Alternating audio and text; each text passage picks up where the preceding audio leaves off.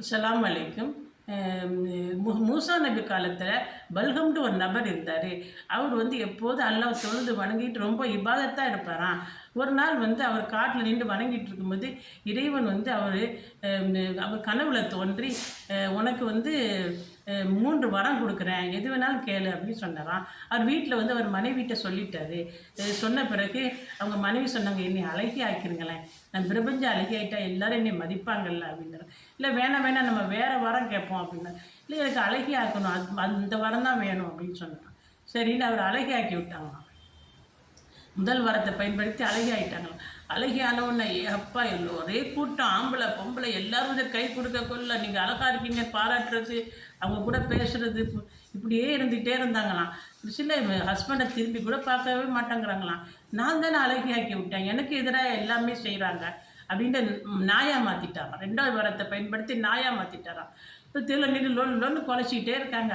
இப்படி பிள்ளைங்களாம் பார்த்துச்சான், இப்படி அம்மாவை நாயா மாற்றிட்டீங்களே, எங்களுக்கு அம்மா வேணும், உங்களுக்கு வேணால் மனைவி தேவையில்லாமல் இருக்கலாம், எங்களுக்கு அம்மா வேணும், திருப்பவும் அம்மாவை மாற்றிருங்க அப்படின்ட்டு சொன்னாங்க பிள்ளைங்களாம்.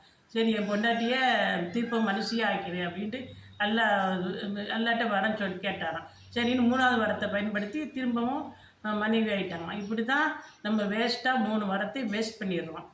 அதுக்கப்புறம் தெருவில் உள்ள ஆம்பளைங்கள்லாம் நீங்கள் என்ன கேட்டாலும் நல்லா கொடுக்குறாங்க, ஒரே ஒரு வரம் மட்டும் அல்லாட்ட கேளுங்க அப்படின்னு. சரின்னு அல்லாட்ட இந்த ஒரே ஒரு வரம் மட்டும் கொடு அல்லா அப்படின்னு கேட்டாராம். சரி தரேன் அப்படின்னு. அதுக்கப்புறம் அந்த ஆட்கள்லாம் சொன்னாங்களாம், மூசா நபின்னு ஒரு நபி இருக்காங்க, அவங்களுக்கு ஒரே இஸ்லாத்தில் ஆன்மீக பிரச்சாரம் பண்ணிக்கிட்டே இருக்காரு, அவர் கண்டாலே எங்களுக்கெல்லாம் பிடிக்க மாட்டேங்குது, அவங்க நாக்கை இழுத்து வச்சிடணும், அவங்களால பேச முடியாத அளவுக்கு அப்படின்னு வரங்கேளு அப்படின்னு சொன்னாங்க. இல்லை நான் அப்படிலாம் கேட்க மாட்டேன், அது எங்கள் நபியெல்லாம் எல்லாம் ஒன்றும் செய்ய மாட்டான், இல்லை நீ கேளு, உனக்கு நான் பணம் தரோம், வீடு கட்டி தரோம், எல்லாமே செய்கிறோம் அப்படின்னு சொன்னாங்க. சரின்னு போய் கேட்டாங்க. நீ எல்லாம் மூசா நபியை நாக்கை மட்டும் இழுத்து வச்சிரு. அப்படியா, என் நபியவே நீ கேட்பியா அப்படின்னு அவன் நாக்கே எல்லாம் இழுத்து வச்சுட்டானா. ஒரு சில புதன் அவரால் பேச்சே வர மாட்டேங்குது. இப்படி தான் எல்லாம் ஒரு சந்தர்ப்பம் கொடுத்தா அதை நம்ம நல்ல முறையில் பயன்படுத்திக்கணும். நம்ம 5 வேளை தொழுதாலே போதும், ஆண்டவன் எல்லா வளங்களையும் தருவான். நாம் அனைவரும் தொழுபவர்களாக ஆகிவிடுவோம்.